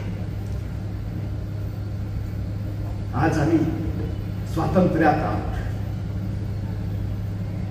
राष्ट्रभक्ती, राष्ट्रनिष्ठा, राष्ट्रप्रेम या जाणीवेनं आम्ही पुढे जातो आहोत. पुस्तकाच्या पहिल्या पानावर प्रतिज्ञा असते, भारत माझा देश आहे, सारे भारतीय माझे बांधव आहेत. पण दुर्दैवानं पाठ्यपुस्तकाच्या पहिल्या पानावरची ही प्रतिज्ञा कधीच शिकवली जात नाही. कारण प्रश्नपत्रिकेत त्यावर प्रश्न येत नाही. सबब आज परत एकदा तो संस्कार, तो विचार द्यायची गरज आहे. जगातला सगळ्यात तरुण देश म्हणून आज भारताचा उल्लेख केला जातो. भारताचं आजचं सरासरी वय 28 वर्ष आहे. जपानचं वय 49 वर्ष आहे. ऑस्ट्रेलियाचं वय 37 वर्ष आहे. अमेरिकेचं वय 39 वर्ष आहे. पण या सगळ्याच्या तुलनेत भारत मात्र अत्यंत तरुण 28 वर्षाचा आहे. 28 वर्षाचा. 15 ते 18 या वयोगटातली देशात 10 कोटी मुलं आहेत आणि 15 वर्षाच्या आत 36 कोटी मुलं आहेत. म्हणजे 18 वर्षाच्या आत सध्याच्या घडीला या देशात 46 कोटी मुलं आहेत. ही 46 कोटी मुलं उद्या देशाला महासत्ता बनवतील. ही 46 कोटी मुलं उद्याचा अखंड हिंदुस्थान निर्माण करतील. ही 46 कोटी मुलं उद्या देशाची अर्थव्यवस्था घडवतील. ही मुलं आज काय करतायत? भारत माझाच देश आहे की भारत माझा कधी कधी देश आहे असं म्हणता येतं. तुम्हाला माहिती आहे 2036 नंतर भारत वृद्धावस्थेकडे वाटचाल करायला सुरू होईल. भारत वृद्ध होत राहील. परत 2024 चाललंय. 2036 पर्यंत आपल्याला वेळ आहे. म्हणजे फक्त 12 वर्ष. ही 12 वर्ष आपल्यासाठी आहे. या देशाला महासत्ता बनवू शकतो आपण. ही 12 वर्ष आपल्या हातात आहे. या देशाची अर्थव्यवस्था बळकट करू शकतो आपण. ही 12 वर्ष आपल्या हातात आहे. 46 कोटी मुलांच्या ज्ञानसंपदेचा, बुद्धी संपदेचा, शारीरिक ऊर्जेचा, मानसिक ऊर्जेचा वापर करून जग घडवू शकतो आपण. ही 46 कोटी मुलं उद्याचं भविष्य आहेत. आज तो विचार पाहिला हवा. तुम्हाला माहिती आहे गेल्या 10 वर्षात 17.5 लाख लोकांनी देश सोडलाय. त्यातली 97% तरुण मुलं आहेत. देश सोडून गेली. भारतीय मुलांकडे बुद्धी आहे. भारतीय मुलांकडे प्रतिभा आहे. भारतीय मुलांकडे क्षमता आहे. सगळं आहे. ऍपल कंपनीमध्ये आज 32% भारतीय पोर आहेत. IBM कंपनीमध्ये 28% भारतीय पोर आहेत. इंटेल मध्ये 17% भारतीय पोर आहेत. मायक्रोसॉफ्ट मध्ये 36% भारतीय पोर आहेत. आणि अमेरिकन अंतराळ संशोधन केंद्र नासा मध्ये 38% भारतीय पोर आहेत. मुलं भारतीय आहेत. अर्थव्यवस्था कुणाची बळकट करतायत? दुसऱ्या देशाची. त्यांची बुद्धी, त्यांची प्रतिभा, त्यांचं ज्ञान माझ्या देशासाठी कामी लागायला हवं. तर विश्व विजयी तिरंगा असा अभिमानानं होता येईल. पाठीमागचा सगळा स्वातंत्र्यपूर्वाचा प्रवास मातीसाठी बलिदान करणाऱ्यांचा. बलिदान नाही करायचं, समर्पण नाही करायचं, पण या मातीला, या मातृभूमीला ज्याने या मातीसाठी बलिदान दिलं, उद्याच्या संपन्न अखंड हिंदुस्थानसाठी आम्हाला पुन्हा एकदा उभा राहावं लागेल. देश घडवावा लागेल. ते तुमचं माझं कर्तव्य आहे. ती तुमची माझी जबाबदारी आहे. छत्रपती शिवाजी महाराजांनी आम्हाला तो संस्कार दिला. तो सगळ्यात महत्वाचा. मी नेहमी एक गोष्ट सांगतो. एक छोटस खेडेगाव होतं. त्या खेडेगावात एक आई, तिचा छोटासा मुलगा. एके दिवशी मुलगा शाळेतून घरी आला. आईला म्हणाला, आई मी उद्या जत्रेला जाणार आहे. मुलगा जत्रेला जाणारा म्हटलं आईच्या काळचा चर्र झालं. चर्र एवढ्यासाठी झालं की मुलगा जत्रेला जाणार म्हणजे त्याच्या हातावर किमान 10 रुपयांची नोट तरी ठेवली पाहिजे. त्या माऊलीला काही कळेल आपलं घर दुःखाचं गरिबीचं उराशी गरिबी घेऊन झोपतो आपण. पोराला जत्रेसाठी 10 रुपये द्यावे कुठून ते आणावे कुठून ती विचार करत राहिली. विचार करून थकली. शेवटी दिवडीतलं खुरपा उचललं आणि दुसऱ्याच्या शेतात ती खुरपायला भांगलायला गेली. दिवसभर खुरपणं भांगरलं केलं. दिवसभर राबली काबाड कष्ट केले. संध्याकाळी रोजगाराचे पैसे हातावर पडले तरी प्रसन्न मनानं घरी आली. आता विश्वास होता माझ्या पोराला जत्रेसाठी 10 रुपयाची नोट देता येईल. पोरग शाळेतून घरी आलं. आईला म्हणाला आई मी संध्याकाळी लवकर झोपतो मला पहाटे लवकर उठव लवकर जत्रेला जायचंय. मुलगा झोपी गेला. पहाटे लवकर उठला. आईला उठवलं आई लवकर उठ भाकरी टाक मी अंघोळ करून येतो. मुलगा मुलीला गेला. आई चुली पुढे गेली. लालबुंद फुललेल्या निखाऱ्यावर तिनं भाकरी भाजायला सुरुवात केली. त्याच लालबुंद निखाऱ्यावर तिनं दुधाचं पातेलं ठेवलं. तोपर्यंत पोरगा अंघोळ करून परत आलं. ताटावर येऊन बसलं. आईला म्हणालं आई लवकर वाढ मला उशीर होतोय. आईनं लालबुंद फुललेल्या निखाऱ्यावरची भाकरी काढली मोडली दुमडली पोराच्या थाळीत टाकली. तोपर्यंत पोराच्या आरोळी घुमली. आई लवकर वाढ मला उशीर होतोय. आईने इकडे तिकडे बघितलं. लालबुंद फुललेल्या निखाऱ्यावरचं दुधाचं पातेलं सुद्धा गरमागरम लालबुंद झालं होतं. उचलायला काहीतरी हवं होतं पण सापडत नव्हतं. पोराच्या आरोळी परत घुमली. आई लवकर वाढ मला उशीर होतोय. आईनं शेवटी विचार नाही केला. तशा रिकाम्या पोटाने त्या गरमागरम लालबुंद पातेलं उचललं. चक्र निश्चित चटका बसला. कळ फार पुस्तकात सिंचन केले. डोळ्यातनं खर दिशा सुरू सुटला. हात झटक्यात मागाला. पदरात गुंडाळला गेला. चटका सोसवेला. पण तोपर्यंत पोराच्या आरोळी घुमली. आई लवकर वाढ उशीर होतोय. आईनं भाजल्या बोटांचा विचार नाही केला. त्याच भाजल्या बोटाने त्या गरमागरम लालबुंद पातेलं पुन्हा एकदा उचललं. पुन्हा एकदा चक्र निश्चित चटका बसला. कळ फार काळचा फिरकत केली. डोळ्यातनं खळ दिशा सुरू सुटला. पण सगळ्या यातना सोसत घट्ट धरलं पातेलं. पोराच्या थाळीत दूध ओतलं. दूध ओतताना पोराला बघितलं. आईच्या डोळ्यातून पाणी येत आहे. पोरग मान खाली घालून दुधात भाकरी कुस्करून निमूटपणे जेवायला लागलं. पोराचं जेवण झालं. पोरगा जत्रेला निघालं. आईनं कुशीत घेतलं. डोक्यावरून हात फिरवला. त्याला सांगितलं नीट जा नीट ये फार वेळ थांबू नको अंधार पडायच्या खरी आहे. काकोटीला ठेवलेली 10 रुपयाची नोट काढली. पोराच्या हातावर दिली. सांगितलं काहीतरी खायचं घे याचं उपाशी राहू नकोस. पोरग 10 रुपयांची नोट घेऊन जत्रेला गेलं. दिवसभर जत्रेत फिरलं. घरघर फिरणारे पाळणे बघितले जिलेबी बघितली पताशी बघितली खेळणी बघितली. हरकून गेलं आनंदून गेलं रवून गेलं जत्रेत. संध्याकाळी अंधार पडायला लागला. पोरग घरी परतायला लागला. आई दाराशी वाट बघत होती. पोरग लांबून येताना दिसलं. आईला हायसं वाटलं. लगबगीनं जवळ गेली. पोराला कुशीत घेतलं. डोक्यावर हात करून त्याला विचारलं अरे काय काय बघितलं जत्रेत. पाळण्यात बसलास का खेळणी घेतलीस का भूक लागली असेल रुपया मोडून काय खाल्लंस का अरे काय केलंस त्या 10 रुपयांचं 10 रुपये दिले होते तुला. तसं पोरगा आईच्या कुशीतनं बाजूला झालं. आईला म्हणाला सांगतो तरी धीर तर धर.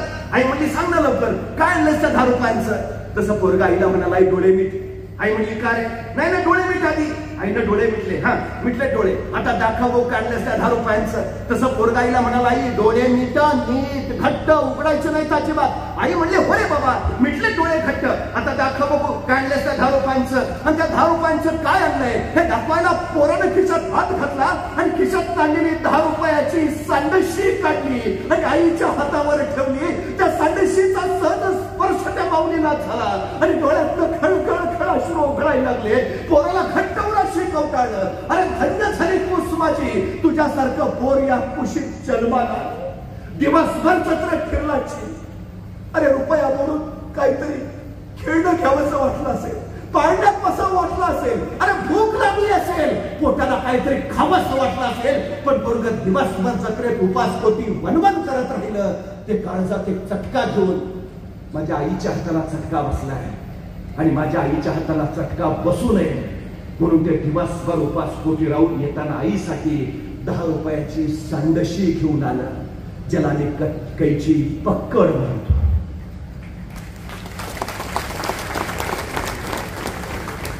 आमची पोरं काय करतात. दुनियेच्या जत्रेत रमतायत नुसती. आईच्या चटक्यासाठी काय करतायत. कारण ज्या पोरांना आईच्या हाताला बसणाऱ्या चटक्यांची जाण असते त्याच पोरांना मातीला बसणाऱ्या चटक्यांची जाण असते. त्याच पोरांना मातृभूमीला बसणाऱ्या चटक्यांची जाण असते. हा स्वातंत्र्य लढा स्वदेशीसाठी होता. हा स्वातंत्र्य लढा स्वभाषेसाठी होता. हा स्वातंत्र्य लढा स्वराज्यासाठी होता. हा स्वातंत्र्य लढा स्वातंत्र्य स्वाभिमानासाठी होता. अनेकांनी बलिदान देऊन तुमच्या माझ्या हाती सोपवलं ते स्वातंत्र्य. या मातृभूमीला, मातृभाषेला आणि या तुमच्या माझ्या काळजातल्या शिवछत्रपतींच्या स्वराज्याला झटका बसू नये यासाठी आम्हाला सजग राहावंच लागेल. इतिहास अनेकांच्या अभ्यासाचा विषय आहे. इतिहास अनेकांच्या संशोधनाचा विषय आहे. इतिहास अनेकांच्या व्यासंगाचा विषय आहे. इतिहास अनेकांच्या प्रेरणेचा विषय आहे. इतिहास अनेकांच्या चेतनेचा विषय आहे. इतिहास अनेकांच्या अभिमानाचा विषय आहे. इतिहास अनेकांच्या स्वाभिमानाचा विषय आहे. इतिहास काहीतरी करू पाहण्याचा, इतिहास काहीतरी घडू पाहण्याचा विषय आहे. कारण इतिहास विसरणारी माणसं इतिहास घडवू शकत नाहीत आणि इतिहास घडवणारी माणसं इतिहास विसरत नाहीत. 14 ऑगस्ट हा दिवस का साजरा करतो? कारण या असंख्यांचा त्याग, बलिदान आमच्या चिरंतन स्मरणात राहावा. उद्याचं भविष्य आम्हाला त्यांच्या त्या कृतज्ञतेच्या बळावर घडवता यावं. खरं तर 26 जानेवारी 1950 डॉक्टर बाबासाहेब आंबेडकरांनी या देशाला संविधान समर्पित केलं. स्वातंत्र्य, समता, बंधुतेचं प्रजासत्ताक राज्य घोषित झालं. जगातली सर्वोत्तम लोकशाही म्हणून भारतीय लोकशाहीचा गौरव केला जातो. हा देश आपल्या हाती आहे. ही चेतना, ही प्रेरणा आजच्या दिवसाची, उद्याचं भविष्य घडवण्यासाठी, अखंड हिंदुस्थान घडवण्यासाठी, तो भगवा चिरंतन दिमाखात फडकत राहावा यासाठी मी आपल्या सगळ्यांचे, आदरणीय रमाकांतजी कोंडुस्कर यांचे मनपूर्वक आभार नाही म्हणत, कृतज्ञता तेही कमी आहे. मी आपल्या सगळ्यांच्या ऋणात राहणं पसंत करतो.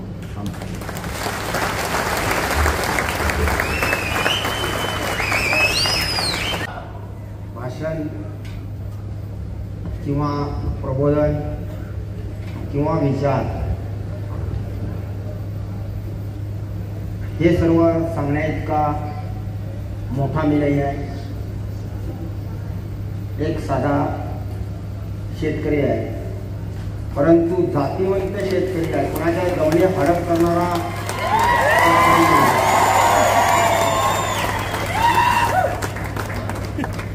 खरं म्हटलं तर आमचं तुम्हा सर्वांचं सौभाग्य आहे की दादांनी विचार या ठिकाणी मांडले. संपूर्ण इतिहास दादांनी सांगितला. खरं म्हटलं तर हा इतिहास घडवायचा असेल तर आपण काय केलं पाहिजे हा विचार आमच्या युवा पिढीने केला पाहिजे. कारण आपण पाहतोय की 20-22 वर्षातील मुलं फासावर लटकली आणि देशाला, त्या भारत मातेला आपण त्या गोऱ्या इंग्रजांच्या हातातून मुक्त केलं. परंतु आज काळे इंग्रज ह्या देशावरती राज करतायत. त्या काळ्या इंग्रजांचा आपण काय करायचं हा विचार आमच्या युवा पिढीने केला पाहिजे. कारण बघा, कोणी येतं या माझ्या युवकांचं डोकं भडकवितं आणि आपण घरात झोपतं आणि माझे युवक हे संपूर्ण आपल्या आईवडिलांचा, आपल्या समाजाचा, आपल्या गल्लीवाल्याचा विचार न करता त्या ढोंगी लपंगी माणसांच्या पाठीमागे जातात. मग असे युवक जर आमचे जर ढोंगी लपंगी माणसांच्या पाठीमागे गेले तर हे स्वातंत्र्य या इतक्या महापुरुषांनी आम्हाला मिळवून दिलं ते असंच आबादीत राहणार आहे का? हा विचार माझ्या युवकांनी केला पाहिजे. तरच हे आपण करतो हे जर सार्थक होईल. मला विषयामध्ये, मला इतिहासामध्ये जायचं नाही आहे, परंतु जी सध्याची जी परिस्थिती चालली आहे, आत्ता परिस्थिती जी चालली त्या परिस्थितीच्या बद्दल मला बोलायचं आहे. बघा, आमच्या युवकांना डोकं भडकवतात आणि डोकं भडकून आमच्या युवकांकडून काही नाही ते काम करून घेतात आणि त्या युवकांचं भविष्य आज कुठेतरी बर्बाद होत चाललेलं आहे. एक मुलाला तयार करण्यासाठी त्या आईवडिलांना, मोठं करण्यासाठी त्या आईवडिलांना किती काबाड कष्ट आईवडिलांना करावं लागतं, हा विचार आमच्या युवकांनी घेतला पाहिजे. कारण आजची परिस्थिती जर पाहिली असता हा देश आपल्या देशामध्ये 28 कोटी युवक आहेत असं गुरुजींनी सांगितलं. परंतु ते 28 कोटी युवक हे जर व्यवस्थित असले तर बरोबर आहे, नाही तर हे 28 कोटी युवक जर कुठेतरी दारू पीत भरकटत गेले तर आपण टिकणार आहोत का, हा विचार आमच्या युवकांनी केला पाहिजे. हे सांगण्याचं कारण काय असेल तर हे सांगण्याचं कारण एकच आहे की ह्या आपल्या परिसरामध्ये ह्या माझ्या युवकांना वापरून घेतलं जातं, ह्या माझ्या युवकांची डोकी भडकवली जातात आणि ह्या युवकांची डोकी भडकवून त्यांना नाही त्या मार्गाकडे लावलं जातं. एकही मायचा लाल ह्या आपल्या परिसरामध्ये नाही आहे की माझ्या युवकांनी निर्व्यसनी बनावं, हे सांगण्याची धमकच कुणाकडे नाही आहे, कुणाकडे राहिलीच नाही आहे. त्या सर्वांना असं वाटतं, त्या लिडरांना असं वाटतं की हे युवक भरकटावे, हे युवक व्यसनी बनावेत आणि हे युवक व्यसनी म्हणल्यानंतर हे आपल्याकडे सरळ येतील, असं काही नेत्यांचं म्हणणं आहे. तर मला इथं जमलेल्या युवकांना सांगावं असं वाटतं की बघा, लक्षात घ्या की या आईवडिलांना आम्हाला मोठं करण्यासाठी अतोनात प्रयत्न करावा लागतात. ज्या इथं जमलेल्या माझ्या सर्व युवकांना माझी एक विनंती आहे की त्यांनी आपल्या आईवडिलांच्या डोळ्यामध्ये तुमच्या वागण्यामुळे अश्रू येता कामा नये. जे युवक आपल्या आईवडिलांच्या डोळ्यामध्ये अश्रू येण्यासारखं काम करतील तर तो केव्हाही या आत्ताच्या स्थितीमध्ये केव्हाही हा मोठा होणार नाही आहे. आम्हाला जर चांगलं काम करायचं असेल तर सर्वप्रथम आपण आईवडिलांची सेवा, आईवडिलांचा आदेश आपण मानला पाहिजे. कारण आमच्या मुलांना असं वाटतं की एक मन आहे, मला तेवढं त्याच्यातलं काय माहित नाही आहे, तरी देखील सांगू इच्छितो की प्यार अंगा होता है. मुलांना काय वाटतं की प्यार अंगा होता है म्हणजे हे आमच्या बाबतीत आहे. हा शब्द आमच्या बाबतीत नाही आहे, हा शब्द आमच्या आईच्या बाबतीत आहे. कारण ज्या वेळेला आम्ही आईच्या पोटात वाढत असतो त्यावेळेला आईला माहित पण नसतं की माझ्या पोटामध्ये वाढणारा मुलगा मला पुढं बघणार आहे काय, माझ्या पोटामध्ये वाढणारा मुलगा मला पुढं माझं संरक्षण करणार आहे काय, माझ्या पोटामध्ये असणारा मुलगा हा मुलगा आहे का मुलगी आहे हे देखील त्या आईला माहित नसतं. आणि तरी देखील त्या आई त्या मुलावरती इतकं प्रेम करत असते तर त्या आईसाठी हे शब्द आहेत. परंतु आत्ताची मुलं, ह्या मुलांना असं वाटतं की हा शब्द आमच्यासाठी आहे. लक्षात घ्या, हा शब्द आपल्या आईसाठी आहे. ह्या जगाच्या पाठीवरती आम्हाला तुम्हाला मोठं करण्यासाठी जे काबाड कष्ट करणारे आपले वडील आहेत, जगाच्या पाठीवरती आपण फाटके बूट घालतील, फाटके चप्पल घालतील, फाटकं बनेल घालतील, फाटके कपडे घालतील, परंतु आपल्या मुलासाठी काबाड कष्ट करतील. सण नाही, वार नाही, पाऊस नाही, काही नाही, परंतु माझ्या मुलाला ब्रँडेड कपडे मिळावे म्हणून माझा बाप हमाली करेल आणि माझ्या मुलासाठी, आपल्या मुलासाठी चांगले कपडे आणील. त्या बाबांचं पांग आम्हाला पेडायचं आहे, त्यांचे विचार, त्यांचं स्वप्न आम्हाला साकार करायचं आहे. जर ह्या आई वडिलांचे जर स्वप्न साकार करायचं असेल तर माझ्या समाजाच्या संपूर्ण युवकांनी निर्व्यसनी होणं अति आवश्यक आहे. निर्व्यसनी होणं अति अति अति आवश्यक आहे. परंतु आज अशी परिस्थिती आली का? आज अशी परिस्थिती आली का? मी परिसरामध्ये वावरत असताना मला समजत असतं, काही माझ्या बहिणी माझ्याकडे रडत येत असतात, सांगत असतात की माझा नवरा दारू पिऊन बाद झालाय, माझा नवरा काहीतरी वेगळं व्यसन करून बाद झालाय, त्याला काहीतरी समजावून सांगा. अशा कित्येक बहिणी माझ्याकडे रडत येत असतात, वेदना होतात, वाईट वाटतं मनाला. त्या असा जर समाज हा जर होत असेल तर कुठंतरी समाजाचं नुकसान होणार आहे, माझ्या बहिणींचं नुकसान होणार आहे. लक्षात घ्या, माझ्या आया बहिणींचं स्वातंत्र्याचं सौभाग्याचं कुंकू आम्हाला टिकवायचं आहे आणि ते जर कुंकू जर टिकवायचं असेल तर माझ्या युवकांनी आज हे विचार, गुरुजींचे विचार मनामध्ये ठेवून आपण काम केलं पाहिजे. आपण हे असं जर काम करेल तरच टिकेल. आता तुम्ही पाहिला असाल की बांगलादेशामध्ये माझ्या हिंदूंच्यावरती अत्याचार होतोय. का होतोय अत्याचार? कशासाठी होतो अत्याचार? तिथले युवक, तिथले हिंदू जनता एकत्रित नाही आहे म्हणून त्या ठिकाणी असा अत्याचार झाला. ज्या वेळेला 7 लाख हिंदू एकत्रित आले त्यावेळेला तिथला आत्ताचा जो मुख्य पंतप्रधान, तो पंतप्रधान त्या मंदिरामध्ये येऊन क्षमा मागितला, हिंदूंची क्षमा मागितला आणि इथून पुढे बांगलादेशामध्ये आम्ही हिंदूंच्यावरती अत्याचार होणार नाही याची जबाबदारी घेतो म्हणले. ज्या वेळेला 1971 बांगलादेश निर्माण झाला, बांगलादेश निर्माण झाल्यानंतर त्या ठिकाणी 4-5 वर्षानंतर अशीच आताची परवा दिवशी जी घडली घटना त्याच पद्धतीने हिंदूंच्यावरती अत्याचार झाला आणि त्यावेळेच्या पंतप्रधान स्वर्गवासी इंदिरा गांधीने आदेश सोडला आणि तिथल्या सैनिकांना त्या बांगलादेशातील त्या धर्मांध लोकांना संपविलं. त्या ठिकाणी आपली ताकद दाखवली आणि त्यावेळेचे आपले नेते स्वर्गवासी नेते अटल बिहारी वाजपेयीने दुर्गा म्हणून त्या आपल्या इंदिरा गांधीजींना उपमा दिली. मग आता का होत नाही? आता आपण हिंदुत्ववादी सरकार म्हणून त्या ठिकाणी दिलेलं आहे आणि हिंदुत्ववादी सरकार त्या ठिकाणी दिलं असताना माझ्या हिंदूंची कत्तल त्या ठिकाणी होतेच कशी, हा विचार आपण केला पाहिजे. लक्षात घ्या, आम्हाला सहकार्य करायला, आम्हाला सपोर्ट करायला आम्हाला कोणीही इथं येणार नाहीये. आम्ही सर्वजण यासाठी सिद्ध राहायला पाहिजे. या छत्रपती शिवरायांनी हिंदू स्वराज्य स्थापन करत असताना कुणाचीही भीक कुणाकडे मागितली नाही, कुणाकडे आशेनं बघितलं नाही. स्वतः त्यांनी काम केलं, स्वतः ते हिंदू स्वराज्य आम्हाला घडवून दिलं. त्याच माध्यमातून तिथल्या युवकांनी देखील कुणाकडे आशेनं न बघता आपलं स्वतःचं संरक्षण आम्ही स्वतः केलं पाहिजे आणि आपण स्वतःच करणार. त्यावेळेला त्या ठिकाणी टिकणार. आम्ही कुणाकडे बघत राहिलो तर हे राजकारणी लोक आमच्याकडे कोणीही बघणार नाही. हे तुम्ही ध्यानात घेतलं पाहिजे. आमच्या बांधवांनी या 4 दिवसापूर्वी याच ठिकाणी या कपिलेश्वर मंदिरमध्ये एक फॅक्स येतो. कपिलेश्वर मंदिरमध्ये त्या ठिकाणी आपली तिथं पूजा अर्चा चालते. त्या पालखीच्या सोहळ्यामध्ये, त्या पालखीच्या सोहळ्यात एक फेसबुकवरती एक बातमी येते आणि त्या बातमीसाठी एक हरामखोर जिहादी माणूस त्या ठिकाणी खाली एक कमेंट घालतो की इधर भी बॉम्ब सटना है. बॉम्ब जर टाकायचं असेल तर आम्हाला सांगून टाकायचं, मग आम्ही कुठं बॉम्ब लावतो ते त्यांना समजेल.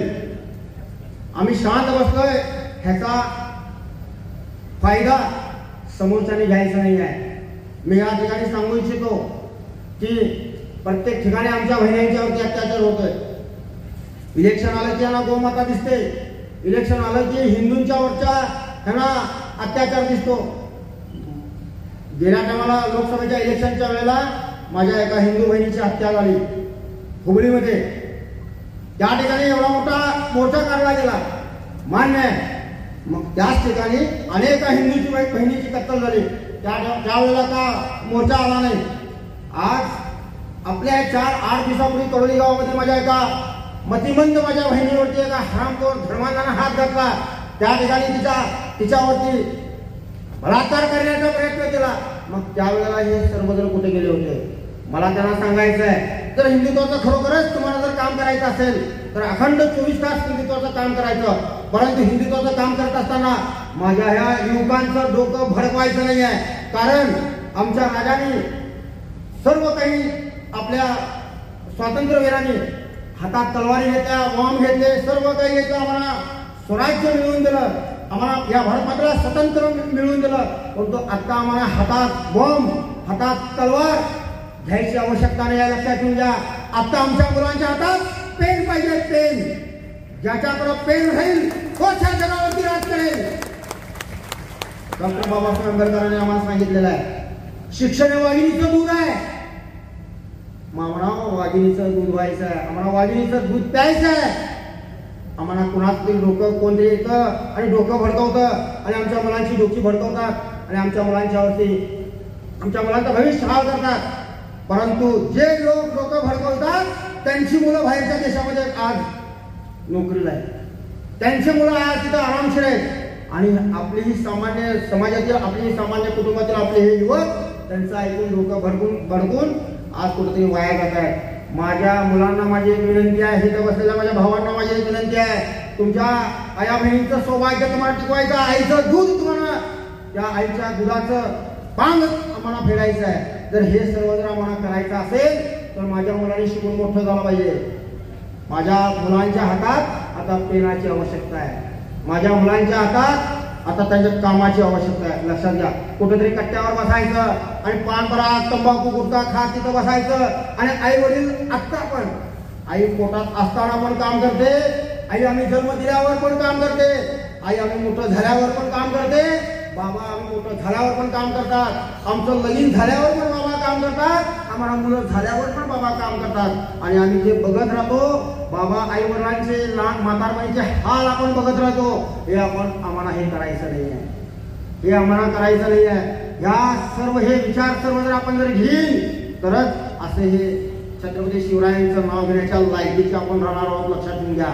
नंतर आज ह्या ठरलेलं आहे की छत्रपती शिवाजी महाराजांची दाढी ठेवायचे, चंद्रकोर काढायचा आणि दारूच्या गुत्त्यात बसायचं. हे मान्य नाही आहे शिवाजी महाराजांना. लक्षात घ्या. हे मान्य नाही आहे. असे नेते मंडळी भरपूर बघितले की आई वडिलांना बघत नाही. आई वडील कुठेतरी बाहेर कामाला असतात आणि हे बडवे पांढरे कपडे घालून इथं रुबाब मारत असतात. इथं हिंदुत्व शिकवत असतात. रात्री दारूच्या गुत्त्यात बसतात आणि आम्हाला हिंदुत्व शिकवत राहतात. हे असलं हिंदुत्व आम्हाला मान्य नाही आहे. असले विचार देणारी व्यक्ती, हे असले विचार देणारे लोक पण आम्हाला मान्य नाही आहेत. आम्हाला सुसंस्कृत व्हायचं आहे. आमची येणारी पिढी ही शिक्षित व्हायची आहे. लक्षात घ्या. आमची येणारी पिढी ही शिक्षित होईल तरच पुढे आम्ही टिकणार आहोत. उद्या ह्या 2-4 दिवसामध्ये सण येईल रक्षाबंधनचा. रक्षाबंधनच्या सणाला तिथं जमलेल्या माझ्या माता भगिनी असतील. तुमच्या भावांना राखी बांधत असताना ओवाळणीला पैसे प्लॉट काय मागू नका. त्याला जर गुटखा खायची सवय असेल तर त्याच्याकडे कंडिशन करा. गुटखा सोडतो म्हटला तरच राखी बांधून घेतो, नाहीतर बांधून घेणार नाही. दारू पिणारं व्यसन असेल त्याला तर त्याला भावाला सांगा दारू सोडतो म्हटलास, दारू सोडतो हे ओवाळणी जर मला जर दिलास तरच राखी बांधून घेतो, नाहीतर राखी बांधून घेणार नाही. असं तुम्ही इथल्या माता भगिनीने पण आपल्या भावांना सांगा.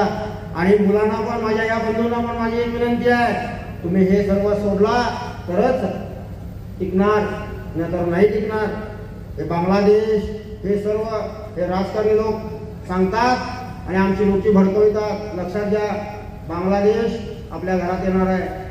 आपलं घर कसं टिकवायचं हे आपण ठरवलं पाहिजे. आपलं घर जर आपण जर टिकवलो तर आपली गल्ली राहणार आहे. आपली गल्ली टिकवलो तर आपला गाव राहणार आहे, तालुका राहणार आहे, जिल्हा राहणार आहे, नंतर राज्य राहणार आहे, नंतर देश राहणार आहे. देश ऑटोमॅटिक राहणार आहे.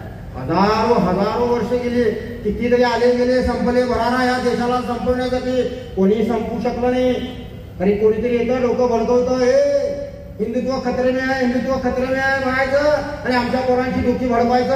आणि हे कुठेतरी गोव्याला जातात बाटल्या ठोकत आणि त्यांच्या बाटल्याचे व्हिडिओ येतात. या आपलं मान्य करायचं नाही आहे. या असे विचार आपण घ्यायचे पण नाही आहे. लक्षात घ्या. रमाकांतचे विचार पटले असतील तर रमाकांत बरोबर या. रमाकांत तुम्हाला माझ्याबरोबर या म्हणून सांगणार नाही. रमाकांत तुमचं घर चालवणार नाही, परंतु रमाकांत तुम्हाला चांगले विचार देणार, सुसंस्कृत विचार देणार, अन्यायाच्या विरोधात काम करणार. आज कितीतरी लोक आमच्या जमिनी हडप करायचं काम चालू आहे, तर हे हडप करायचं बंद करायचं काम या तुमच्या माध्यमातूनच होतं. हे टिकलं पाहिजे. हे जर नाही टिकलं तर काही उपयोग होणार नाही आहे. आता वेळ भरपूर झालेला आहे. तर ह्या ठिकाणी जे मोठे तुमचे 4 शब्द तुम्ही ऐकून घेतलात आणि मी सरांचं नितीन मानुगडे दादांचं मी मनापासून धन्यवाद देतो की गेली 4 वर्ष आम्ही प्रयत्न करत होतो. गेल्या 2 वर्षापूर्वी 2-3 तास आमचे कार्यकर्ते त्या ठिकाणी जाऊन बसले त्यांच्या घरी, तरी देखील वेळ मिळाला नाही. त्यांनी या ठिकाणी वेळ दिला. आणि नितीन दादा तुम्ही आणि प्रत्येक वेळा आता आम्ही जेव्हा जेव्हा बोलवतो तेव्हा तुम्ही ह्या परिसरामध्ये यायला पाहिजे, कारण आमचे युवक हे शिवविचाराचे व्हायला पाहिजे. आमचे युवक हे शिवाजी महाराजांच्या मावळ्यांच्या विचारधारेचे व्हायला पाहिजे. आमचे युवक हातामध्ये तलवाऱ्या आता घ्यायची जरूरत नाही. आता तलवाऱ्या घ्यायची जरूरत नाही, बॉम्ब घ्यायची जरूरत नाही. आता आम्ही असे एवढे जण पेन हातात घेतलो तरी आपण इतिहास घडवू शकतो. लक्षात घेऊन घ्या. तर आम्हाला इतिहास घडवायचा आहे. आमची मुलं अभ्यासामध्ये मोठी झाली पाहिजे, अभ्यासामध्ये मोठी झाली पाहिजे. आज आपली मुलं प्रत्येक क्षेत्रामध्ये आज राहिली पाहिजे. आज आपण पाहतोय की आम्ही गणपती करत होतो, गणपती येत होते, आम्ही गणपती बाप्पांना आणत होतो, 11 दिवस पूजा करत होतो आणि गणपती सण साजरा होत होता. परत आपली पोरं अभ्यासाला लागत होती. म्हणजे आता काय आहे, आमच्या गल्लीचा राजा, अरे सृष्टी निर्माण केलेला आमच्या गल्लीचा राजा, एका गल्लीचा राजा त्याला करा तुम्ही गणपती बाप्पांना हे नको करू, असं करू नका. आणि एक एक कसं आहे, 365 दिवस आम्हाला मिळतात रे. 365 दिवसामध्ये रोज 4 तास टीव्ही बघणार. 365 दिवसामध्ये 52 दिवस पहिला रविवार गेले. आमच्या मुलांकडे 50 दिवस अभ्यासाला मिळत नाहीत, लक्षात ठेवा. 365 दिवसामधले मग मुलं अभ्यास केव्हा करणार? पुढच्या वर्षीचा गणपती आपण साजरा केव्हा करणार? आता पाठपूजा, पाद्यपूजा, ढोल वाजवा, अरे काय नाही, असं नाही करायचं. मला तर असं वाटतंय हा, तुम्हाला वेगळं वाटत असेल, हे आज दादा काहीतरी वेगळं सांगायला, आज भाषण दादाचं वेगळं झालंय, आज शिवीगाळी नाही आहे, बंद झालं, शिवीगाळी करून झालं, सगळं झालं. आता ते नको. परंतु लक्षात घ्या, असा जर वेळ जर आम्ही जर वाया घातला आणि काय कमवणार आहे आणि आईवडिलांना काय बाळगणार आम्ही, काय बाळगणार आम्ही आईवडिलांना? आज बघितलं तर मुलं कामावर नाही आहेत, कामावर जात नाही झाले, व्यसनांच्या आहारी गेलेले. प्रत्येक ठिकाणी कॉलेजेसकडे पहिला कॉलेजच्या 100 मीटरवरती 5 दुकान नसायचं, आता कॉलेजच्या 100 मीटरवरती गांजा मिळायला लागलाय. काय परिस्थिती आली. आम्ही विचार केला पाहिजे. लक्षात घ्या, आपण आपला देश बर्बाद करतोय, आपल्या आईवडिलांचं स्वप्न बर्बाद करतोय. लक्षात घ्या. मला तुम्हाला एक विनंती करावीशी वाटते, तर तुम्ही इथं रात्री 2 वाजता या ठिकाणी आलाय, तुम्हाला पाणी दिलेलं नाही आहे, पेट्रोल दिलेलं नाही आहे, काही दिलेलं नाही आहे, तरी तुम्ही आलाय, तुम्ही निर्व्यसनी 100% आहात. परंतु इथं नाही आलेले हजारो आहेत, त्यांना निर्व्यसनी करायचं आहे. नाही तर तुम्हाला वाईट वाटेल की याला दादा इथे बोलवलं आहे आणि आमचीच हजामत करायला आहे, असं तुम्हाला वाटेल. परंतु असं नाही आहे. लक्षात घ्या. मी तुम्हाला का सांगतोय, अरे चीड आहे इथं, माझ्या समाजाची चीड आहे, माझ्या मुलांची चीड आहे. आई वडिलांचं पांग आम्हाला फेडायचं आहे. काबाड कष्ट केलेल्या आई वडिलांना आम्हाला त्यांचा आसरा आम्हाला व्हायचा आहे. हे सर्व आम्हाला करायचं आहे. भाषण लई होतं, भाषण आता बस. एक आपण ठरवायचं आहे की आपण सण करूया. तुम्ही म्हणाल दादा हिंदुत्ववादी आहे, कट्टर हिंदुत्ववादी आणि हिंदूंच्या सणांना विरोध करायला नाही, विरोध नाही आहे. परंतु सण करत असताना त्याचं भान राखून आम्ही सण केला पाहिजे. त्याचं भान राखून. आज आपल्या बघा, आमची संस्कृती अशी आहे काय, आम्ही ह्या ठिकाणी म्हणतो इंग्रजांनी आम्हाला आमच्यावरती राज केलं, इंग्रजांनी हे केलं ते केलं, इतका अन्याय केला, सगळं झालं. परंतु आता आम्ही तसं वागतो, आम्ही स्वातंत्र्यात वागतो. आम्ही स्वातंत्र्यात वागत नाही आहे. आम्ही कुठल्या स्वातंत्र्यात वागतोय? अजिबात वागत नाही आहे. आमची मुलं, माझ्याच संघटनेची मुलं, माझ्याबरोबर असणारी मुलं केक कापाले नाही आहे, नाही, अजिबात नाही आहे. मला त्यांना सांगावं असं वाटतं की ही आपली संस्कृती नाही आहे. लक्षात घ्या, आपल्या संस्कृतीप्रमाणे आपण वागलं पाहिजे. आजच्या आमच्या मुलांची लग्न किती वाजता लागत आहेत? 3 वाजता लागतात. हा विषय नाही आहे, पण ते सांगणं जरुरीचं आहे. लक्षात घ्या. का आम्ही भटजीकडे जातो? 12चा मुहूर्त आम्ही का घेतो? 1चा मुहूर्त आम्ही का घेतो? त्यावेळेला लक्ष्मण नारायणची जोडी आम्हाला अक्षता टाकते आणि ज्या अक्षता पडत असलेले जे आपली मुलं मुली असतात ती देखील लक्ष्मी नारायण त्यांच्यामध्ये सहवास करत असतात आणि त्या लक्ष्मी नारायणांच्या माध्यमातून आपण सर्वजण त्यांना आशीर्वाद देतो. पण तो आता लग्न आमची लागतात किंवा 1, 2, 3 नाही. ही आपली संस्कृती नाही आहे. लक्षात घ्या, ही आपली संस्कृती नाही आहे. आपल्या संस्कृती जर आम्हाला जगायचं असेल तर ज्या आमच्या वाडवडिलांनी जी संस्कृती आम्हाला लावून दिलेली आहे, जे संस्कार लावून दिलेले त्या संस्काराच्या माध्यमातून आपण काम केलं पाहिजे. हे सांगण्याचा उद्देश काय आहे की हे सांगण्याचा उद्देश एकच आहे की माझ्या समाजामध्ये चांगली मुलं निर्माण व्हावी, माझ्या समाजामध्ये निर्व्यसनी मुलं निर्माण व्हावी. हा ह्याच्या पाठीमागचा उद्देश आहे. आपण सण भयंकर मोठा करूया, परंतु मर्यादित करूया. 11 दिवस आपण सण काय करतो? 11 दिवसच गणपती बाप्पांचा आपण आम्हाला सण का दिलेला आहे? तर 11 दिवसातच ते आम्हाला त्याची पूजा करून त्यांना निरोप द्यायचा असतो. परंतु गणपती यायच्या अगोदर महिनाभर, गणपती झाल्यानंतर अनेक महिनाभर आमचा असं आमचं, अरे खर्चिक बाब आहे, परिस्थिती बरोबर नाही आहे. करा खर्च तुम्ही, परंतु आपलं सर्व सांभाळून आम्हाला ते काम करायचं आहे. असे आपले कार्यक्रम आम्हाला घ्यायचे आहे. मला अनेकदा तुम्हाला सांगावं असं वाटतं की जी मुलं ह्या ठिकाणी स्टुडंट विद्यार्थी आहेत, त्या विद्यार्थ्यांना माझी एक विनंती आहे, 5 वर्ष गाढवासारखा अभ्यास करायचा आहे. म्हणा 5 वर्ष गाढवासारखा अभ्यास करायचा. येणाऱ्या 50 वर्षामध्ये आपण राजासारखं जगू शकेल. आणि आता जर कॉलेजकडे जाऊन फिरत बसतो, अभ्यासाकडे लक्ष जर दिलं नाही, तर आई वडिलांनी काबार कष्ट करून जी भरलेली फी आहे ती वाया जाणार आणि आई वडिलांचं स्वप्न अधुरं राहणार, हे लक्षात घ्यावं. आज या ठिकाणी तुम्ही आला.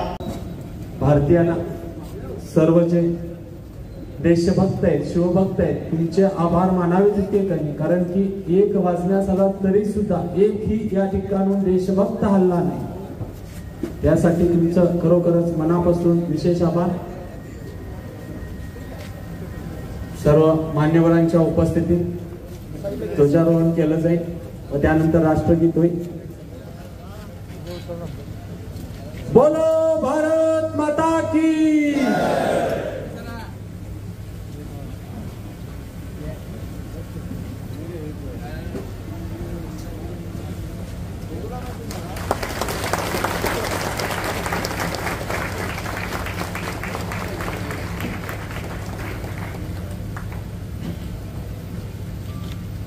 सावधान, मोठ्याने